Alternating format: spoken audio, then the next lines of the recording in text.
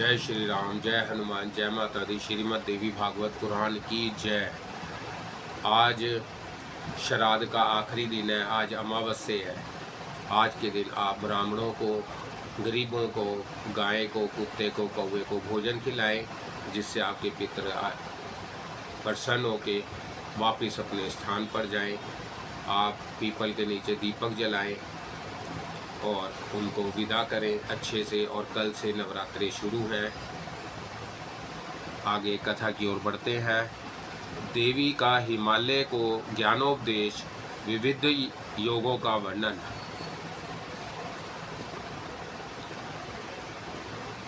आज 2 तारीख है, 2 अक्टूबर 2024, श्राद्ध का आखिरी दिन और 3 अक्टूबर से नवरात्रि चालू है। हिमालय ने कहा, भगवती महेश्वरी, अब तुम ज्ञान प्रदान करने वाले सांगोपांग योग का वर्णन करो, जिसके साधन से मैं तुम्हारे तत्व दर्शन का पूर्ण अधिकारी बन सकूं। श्री देवी कहने लगी, गिरिराज, योग ना आकाश में है, ना पृथ्वी में और ना पाताल में ही है। योग के विशारद लोग कहते हैं कि जीव और आत्मा की जो एकता है वही योग है। निष्पाप हिमालय, उस योग में विघ्न करने वाले 6 दोष हैं। उनके नाम है काम, क्रोध, लोभ, मोह, मद और मत्सर।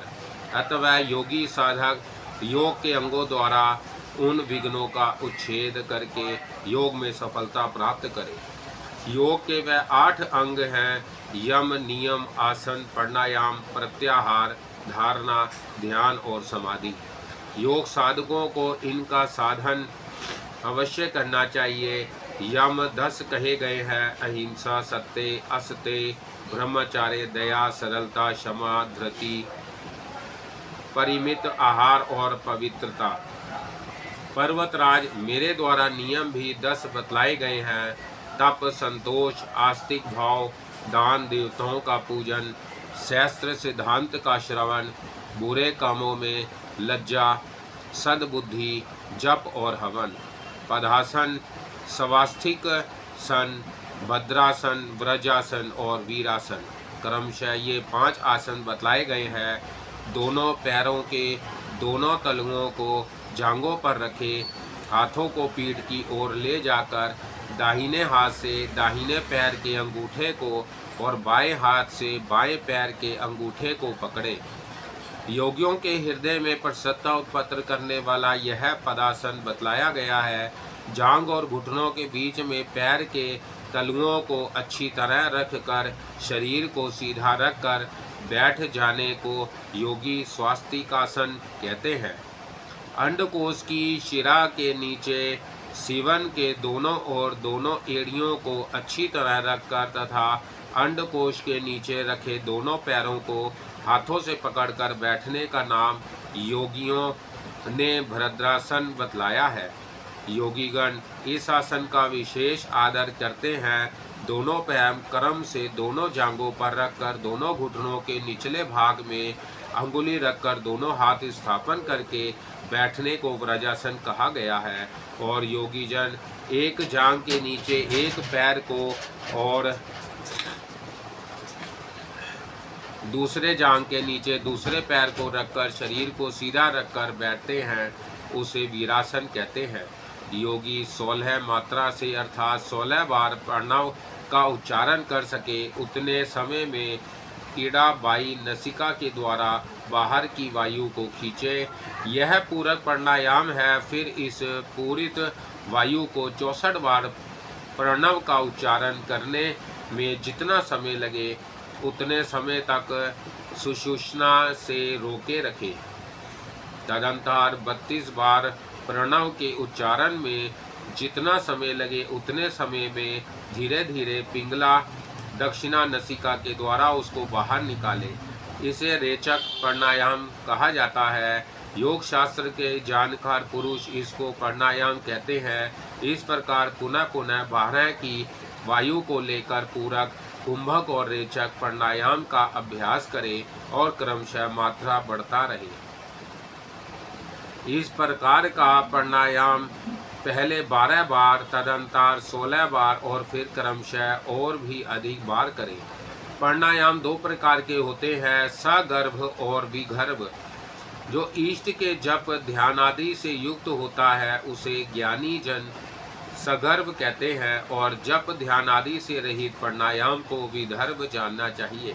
इस प्रकार प्राणायाम का अभ्यास करते समय शरीर में पसीना आ जाए तो उसे अधम कंप उत्पन्न होने पर उसे मध्यम और भूमि त्याग पृथ्वी से ऊपर उठ जाने को उत्तम प्राणायाम कहते हैं। जब तक उत्तम प्राणायाम तक ना पहुंचा जाए तब तक अभ्यास करते रहना चाहिए। इंद्रिया स्वच्छंद रूप से अपने विषयों में विचरती रहती है, उनको बलपूर्वक विषयों से हटाने का नाम प्रत्याहार है। अंगूठे, एड़ी, घुटने, जांघ, गुद्दा, लिंग, नाभि, हृदय, ग्रीवा, कंठ, भ्रू मध्य, बाहों के बीच और मस्तक, इन 12 स्थानों में प्राणवायु को विधि पूर्वक धारण किए रखने को धारणा कहा जाता है। मन को चेतन आत्मा में समाहित करके उसमें अपने अभिष्ट देवता का ध्यान करने को ध्यान कहा गया है, तथा जीवात्मा और परमात्मा में नित्य सत्व भाव दोनों के एक मुनियों ने समाधि बतलाया है। यह अष्टाक्षर योग कहा गया है। अब तुम्हारे लिए मैं श्रेष्ठ मंत्र योग का वर्णन करती हूँ। पर्वतराज, इस पंचभूतात्मक शरीर को विश्व कहा जाता है। चंद्र, सूर्य और अग्नि के तेज से युक्त होने पर जीव ब्रह्मा की एकता होती है। इस शरीर में 3.5 करोड़ नाड़ियाँ हैं। इनमें 10 मुख्य हैं एवं उन 10 में भी 3 को सबसे मुख्य बतलाया गया है। वह मैरुंड में चंद्र, सूर्य और अग्नि रूपा होकर रहती है। भाई और श्वेत वर्ण चंद्र रूपिणी कीड़ा नाम की नाड़ी स्थित है। यह साक्षात अमृतमयी शक्ति रूपा है। दाहिनी और पिंगला नाम की नाड़ी है। यह पुरुष रूपा सूर्य मूर्ति है। इनके बीच में सर्वतोजो में अग्नि रूपिणी सुषुम्ना नाम की नाड़ी है। इसके मध्य में विचित्र नाम की नाड़ी है। उसमें इच्छा, ज्ञान, क्रियात्मक करोड़ों सूर्यों के सदृश प्रभा संपत्र स्वयंभू लिंग, उसके ऊपर ह्रीम माया बीज है तथा उसके ऊपर लाल वर्ण वाली शिखा के आकार की कुंडलिनी है। हिमालय राज, वह देवात्मिक का कुंडलिनी मुझ से भित्र नहीं है। इसके बाहरी भाग में स्वर्ण वर्ण की आभा वाले कमल का ध्यान करना चाहिए। इसके 4 दल हैं, उनमें वा, शा, श, स, इन 4 अक्षरों का ध्यान करें। यह मूलाधार चक्र है। इसके ऊपर षटकोण 6 कोणों वाले कमल का ध्यान करें। यह अग्नि के सदृश दलों से युक्त हीरे के समान चमकदार है। यह बा, भा, मा, या, र, ल, इन 6 अक्षरों से संपन्न उत्कृष्ट स्वादिष्ठान चक्र है। सव शब्द से इसे परम लिंग रूप जानना चाहिए। इसके ऊपर नाभि देश की महान प्रभा से युक्त मेघा तथा बिजली के समान कांति वाला मणिपूर्वक नामक अत्यंत तेजोमय चक्र है। मणि के सदृश प्रभा होने से इसे मणिपद्म भी कहते हैं। यह 10 दलों से युक्त है और डा, ना, ना, ता, था, दा, धा, ना, पा, फा, इन 10 अक्षरों से समन्वित है। यह कमल विष्णु के द्वारा अधिष्ठित होने के कारण विष्णु के दर्शन का साधन है। इसके ऊपर सूर्य के समान प्रभा से संपन्न अनाहत चक्र है। यह का, खा, गा, धा, डा, चा, छा, जा, झ, न, ता, था, इन 12 अक्षरों से युक्त है। इसके मध्य में 10,000 सूर्यों के समान प्रभा वाला बाण लिंग विराजित है। किसी भी आघात के बिना इसमें शब्द होता है। इससे इस शब्द ब्रह्मामय चक्र को मुनिगण अनाहत कहते हैं। यह चक्र आनंद सदन है और इसमें परम पुरुष अधिष्ठा है। इसके ऊपर विशुद्ध नामक 16 दलों से युक्त कमल है। यह आ, ई, ऊ, ऋषि, लरा, ल, ए, ओ, आ, अंग, इन 16 वर्णों से संपन्न है। इसका महान प्रभा से युक्त ध्रुम्र वर्ण है। इसमें हंस स्वरूप परमात्मा के दर्शन के जीव विशुद्ध आत्मा स्वरूप को प्राप्त हो जाता है। इसी से इसको विशुद्धख्या चक्र कहा जाता है। इस महान अद्भुत कमल को आकाश चक्र भी कहते हैं। इसके ऊपर परमात्मा का अधिष्ठान रूप आज्ञा चक्र है। इसमें परमात्मा की आज्ञा का संकर्षण होता है। इससे इसको आज्ञा चक्र कहा जाता है। यह हा शा 2 अक्षरों से युक्त है और अत्यंत मनोहर है। इसके ऊपर कैलाश नामक चक्र है और उसके ऊपर रोहिणी चक्र है। सुव्रत इस प्रकार आधार चक्रों का तुम्हारे सामने वर्णन किया गया। उसके और ऊपर सहस्रार चक्र है। यह बिंदु मूल परमात्मा का स्थान है। इसी से इसको शून्य चक्र कहते हैं। इसमें सहस्र दल है। यह संपूर्ण सर्वश्रेष्ठ योग मार्ग कहा गया है। अब क्या करना चाहिए जो बताती हूँ। पहले पूरक प्राणायाम के द्वारा आधार में मन लगावे। तदंतर गुद्दा और मेड़ के बीच में उस वायु के द्वारा कुंडलिनी शक्ति को समेटकर उसे जागृत करे। फिर लिंग भेदन के द्वारा स्वयंभू लिंग से आरंभ करके चक्रों के द्वारा उस कुंडलिनी शक्ति को शून्य चक्र सहस्त्रा तक ले जाए। तत्पश्चात उस पराशक्ति का सहस्रास में स्थित परमेश्वर शंभु के साथ एक भाव से ध्यान करे। वहाँ शिव शक्ति से के समलिन से लाक्षरस के सदृश बहने वाले अमृत को लेकर योग में सिद्धि प्रदान करने वाली माया नाम की शक्ति को पान करावें। फिर उस अमृत धारा के द्वारा 6 चक्रों में स्थित देवताओं को परितृप्त करे। तदंतर उपयुक्त मार्ग से ही साधक उस कुंडलिनी शक्ति को मूलाधार तक वापस लौट लाए। इस प्रकार जो साधक प्रतिदिन अभ्यास करते हैं उनके लिए पहले के दूषित समस्त मंत्र सिद्ध हो जाते हैं। इसमें कुछ भी अन्यथा नहीं है। इसी से साधक बुढ़ापा मृत्यु आदि दुखों से युक्त भवबंधन से छूट जाता है और उसे मुझ जगजननी देवी में जो महान गुण है वह संपूर्ण गुण प्राप्त हो जाते हैं। इसमें कुछ भी संदेह नहीं है। साथ इस प्रकार वायु के धारण करने का योग श्रेष्ठ तुमसे कहा गया। अब तुम मेरे द्वारा सावधानी के साथ चित्त धारणा नामक योग सुनो। दिशा काल और देश आदि के द्वारा अपरिचित्र मेरी देवी स्वरूप के चित्त स्थित करके तन्मय हो जाने पर बहुत शीघ्र जीव ब्रह्मा के एक तत्व का ज्ञान प्राप्त हो जाता है। कदाचित चित्त में मल दोष रहने के कारण शीघ्र सिद्धि ना प्राप्त हो तो योगी साधक को अवयव योग के द्वारा अभ्यास करना चाहिए। पर्वतराज मेरे हस्त चरणादि मधुर मनोहर अंगों में चित्त को स्थिर करके एक एक अंग को जय करता हुआ फिर विशुद्ध चित्त से मेरे समग्न रूप में मन को स्थिर करे। मेरे समस्त स्वरूप का ध्यान करे। हिमालय जब तक मेरे स्वरूप में मन का लय ना हो जाए तब तक इष्ट मंत्र का जप और हवन आदि करता रहे। मंत्राभ्यास योग के द्वारा श्रेय तत्व का ज्ञान हो जाता है। योग के बिना मंत्र की सिद्धि नहीं होती और मंत्र के बिना योग सिद्धि नहीं होता। अतः मंत्र और योग दोनों का समन्वय रूप अभ्यास ही ब्रह्मा संसिद्धि में कारण है। जिस घर में अंधेरा छाया हुआ हो उसमें घड़ा दिखाई नहीं देता, परंतु दीपक जलाने पर वह दिखाई देने लगता है। इसी प्रकार माया के आवृत आत्मा भी मंत्र के द्वारा दृष्टिगोचर होने लगता है। पर्वतराज, इस समय मैंने समस्त अंगों के सहित सारी योग की विधि तुम्हें बतला दी है, पर यह विधा अनुभवी गुरु के उपदेश से ही जानी जा सकती है। करोड़ों शास्त्रों के द्वारा इसकी उपलब्धि नहीं हो सकती है। तब योग सिद्धि गुरुदेव की सानिधि में रहकर इसका अभ्यास करना चाहिए। जय श्री राम, जय हनुमान, जय माता दी। आज 3 अक्टूबर 2024 है। आज से नवरात्रे शुरू हैं।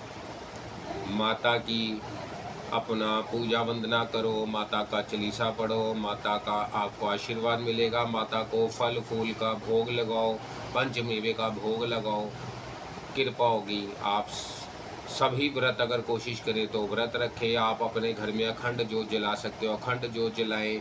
घी की, तिल के तेल की, किसी भी तेल की आप जोत जलाएं और माता को प्रसन्न करें।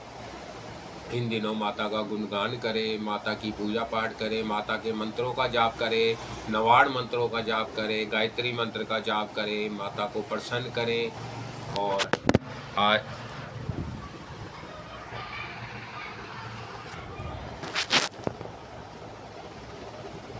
अब कथा के आगे चलते हैं। देवी के द्वारा हिमालय को ज्ञानोपदेश, ब्रह्मा स्वरूप का वर्णन। श्री देवी जी कहने लगी, पर्वतराज इस प्रकार योग युक्त होकर मुझ ब्रह्मा स्वरूप देवी का ध्यान करें। यह ध्यान आसन पर भली भांति बैठकर अहेतु की भांति के साथ करना चाहिए। उस ब्रह्मा का क्या स्वरूप है यह बतलाया जाता है, जो प्रकाश स्वरूप सबके अत्यंत समीप में स्थित हृदय रूप गुहा में स्थित होने के कारण गुहाचर नाम से प्रसिद्ध और महान पद अर्थात परम प्राप्य है। जितने भी चेष्टा करने वाले, श्वास लेने वाले, आँखों को खोलने मूंदने वाले प्राणी सब उस ब्रह्मा में ही समर्पित है, उसी में स्थित है। सत असत सब कुछ वही है, वही सबके द्वारा वर्ण करने योग्य सर्वोत्कृष्ट है।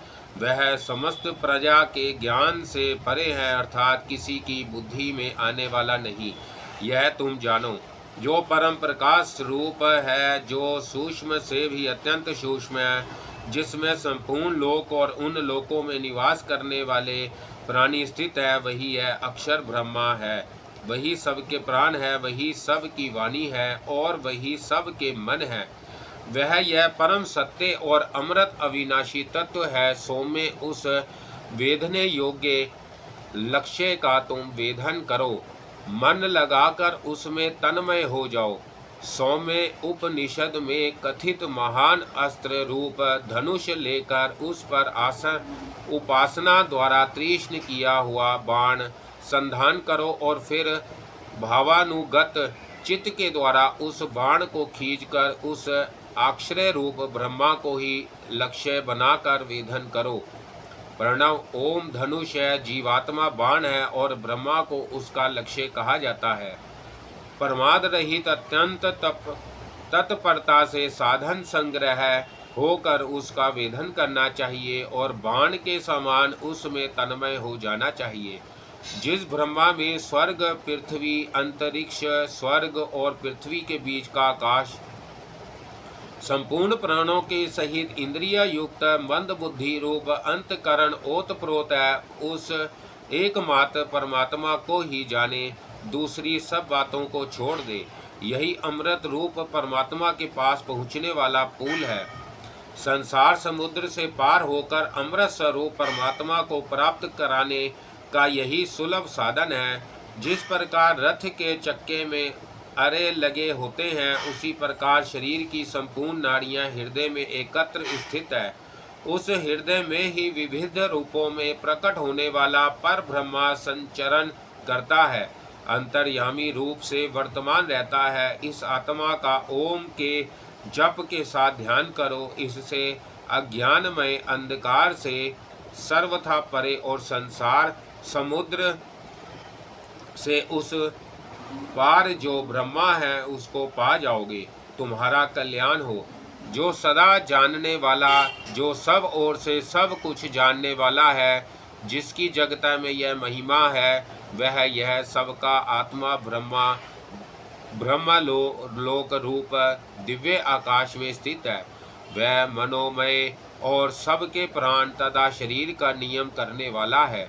सब प्राणियों के हृदय का आश्रय करके अत्र में स्थूल शरीर में स्थित धीर बुद्धिमान पुरुष विज्ञान के द्वारा जो आनंद स्वरूप अमृत अविनाशी ब्रह्मा सर्वत्र प्रकाशित है, उसको भली भांति देख लेते हैं। उस कार्य कारण रूप पुरुषोत्तम को देख लेने पर इस जीव के हृदय की गांठ टूट जाती है। सारे संशय नष्ट हो जाते हैं और सब शुभ शुभ कर्म क्षीण हो जाते हैं। वह निर्मल और निष्कल ब्रह्मा प्रकाशमय परकोश दिव्य परम धाम में विराजित है। वह शुभ्र सर्वथा विशुद्ध और संपूर्ण प्रकाशमय वस्तुओं का भी प्रकाशक है। उसे आत्मज्ञानी पुरुष ही जानते हैं।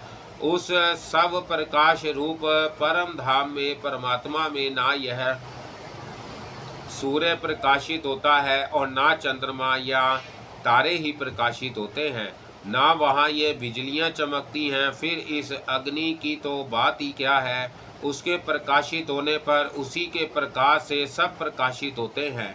उसी के प्रकाश से यह संपूर्ण जगत प्रकाशित है। वह अमृत स्वरूप ब्रह्मा ही आगे है, ब्रह्मा ही पीछे है, ब्रह्मा ही दाहिनी तथा बाईं ओर है, वही नीचे ऊपर फैला हुआ है। यह संपूर्ण विश्व सर्वश्रेष्ठ ब्रह्मा ही है।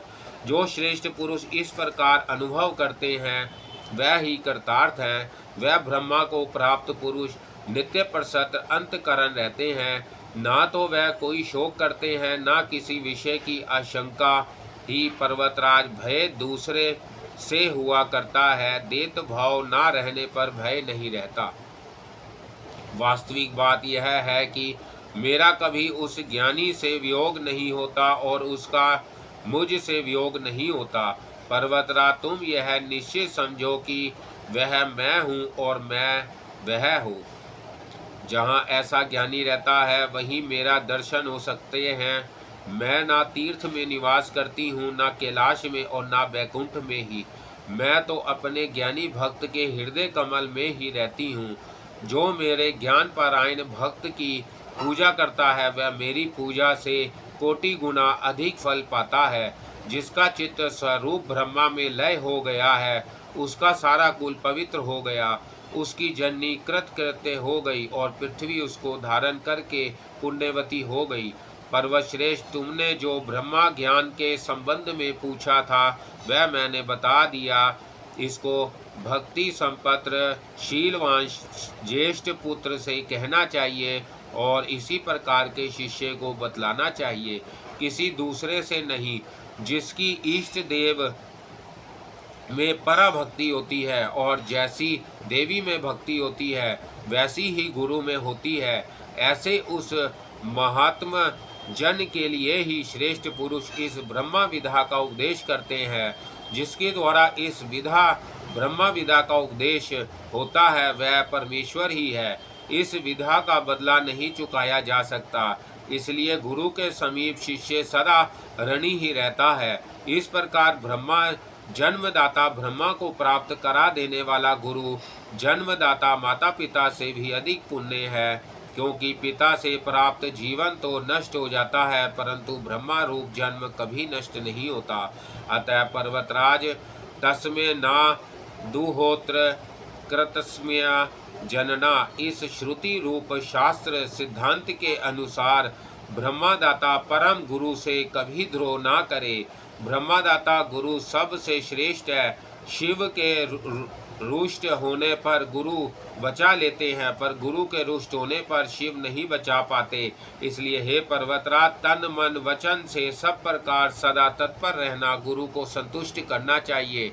ऐसा ना होने पर कृतज्ञ होना पड़ता है और कृतज्ञ ना कहीं भी निस्तर नहीं होता। पूर्व समय की बात है, इंद्र ने अथर्वण मुनि ने ब्रह्मा विधा के लिए याचना की। इंद्र ने कहा, विधा देता हूँ पर तुम किसी दूसरे को दे दोगे तो मैं तुम्हारा सिर काट डालूंगा। मुनि ने इसके लिए प्रतिज्ञा की। तदंतर अश्विनी कुमारों ने मुनि से विधा मांगी और सिर काटने वाली बात बतलाने पर अश्विनी कुमारों ने कहा कि इंद्र सिर काट देगा तो हम फिर सिर जोड़ देंगे। इस पर मुनि ने उनको विधा प्रदान कर दी। तब इंद्र ने उसका सिर काट डाला। तदंतर देव वेद अश्विनी कुमारों ने मुनि का सिर कटा देकर उसे फिर से जोड़ कर मुनि को जीवित किया था। इस प्रकार बड़े संकट से संपादित होने वाली ब्रह्मा विधा को जिसने प्राप्त कर लिया वही धन्य है और वही कृतकृत्य हो गया।